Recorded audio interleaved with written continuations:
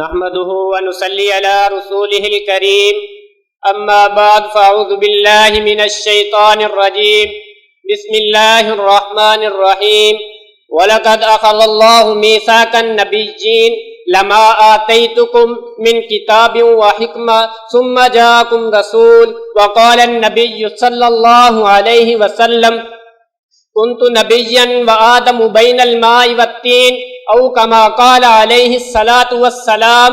کتاب فطرت کے سرے ورق پر جو نام احمد رقم نہ ہوتا، کتاب فطرت کے سرے ورق پر جو نام احمد رقم نہ ہوتا، یہ نقش ہستی ابھر نہ سکتا وجود لوح و قلم نہ ہوتا۔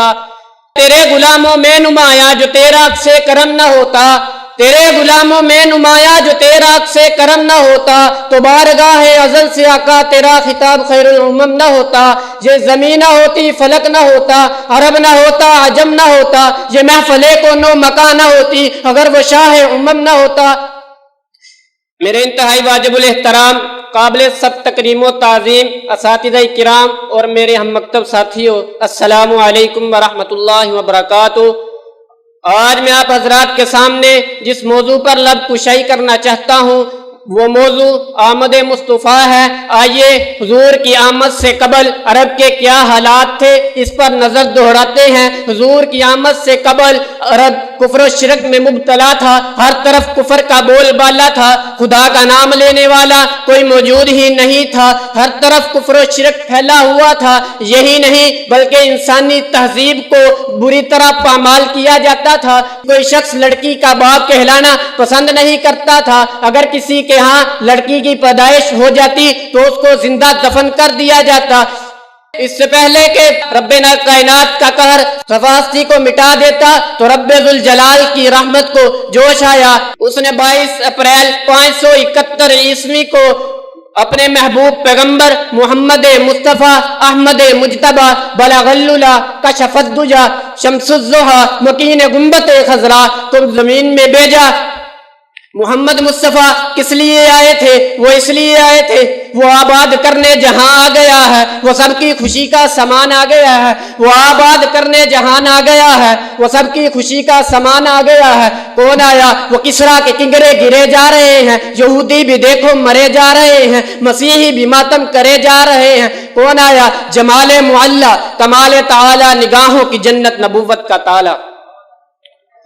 آپ کی آمد کے بعد مرجھائے ہوئے پھول کھل اٹھے، آپ کی آمد کے بعد جو دل مردہ تھے وہ ایک مرتبہ تازہ ہو گئے۔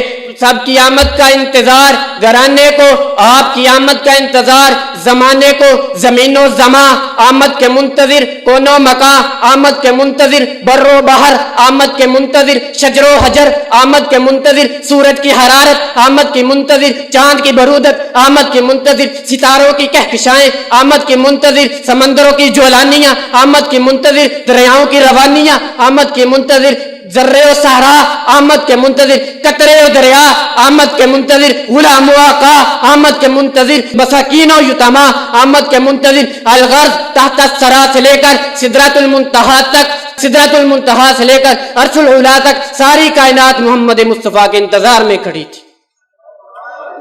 اللہ اللہ آمد حبیب خدا کا وہ گلگلا، اللہ اللہ آمد حبیب خدا کا وہ گلگلا، اس کا درشان سے اس دنیا میں آ سکتا ہے کون؟ اور بارگاہ مصطفیٰ میں وہ صحابہ کا ہجوم، اتنے تبندہ ستارے یوں سجا سکتا ہے کون؟ آپ کی آمدوں میں اللہ حضور آئے تو سر آفرینش پا گئی دنیا، اندھیروں سے نکل کر روشنی میں آ گئی دنیا، بجھے چہروں سے زنگ اٹھا ستے چہروں پہ نور آیا، حضور آئے تو انسانوں کو جینے کا شعور آیا، حضور آئے تو انسانوں کو جینے کا شعور آیا، یتیموں اور ضعیفوں کو پناہیں مل گئی آخر، حضور آئے تو ذروں کو نگاہیں مل گئی آخر۔ آپ کی آمدوں میں اللہ تجھ سا نہ پایا کوئی چشم فلک نے، آقا تجھ سا نہ پایا کوئی چشم فلک نے، ناز کیا تیری آمد پہ مالک نے ملک نے، آقا تجھ سا نہ پایا کوئی چشم فلک نے، ناز کیا تیری آمد پہ مالک نے ملک نے۔ اصول وحی میں موسیٰ طور پر پہنچے، پر کیا عجب کمال ہے جو وحی تیرے حضور پر پہنچے۔ وما علینا الا البلاغ۔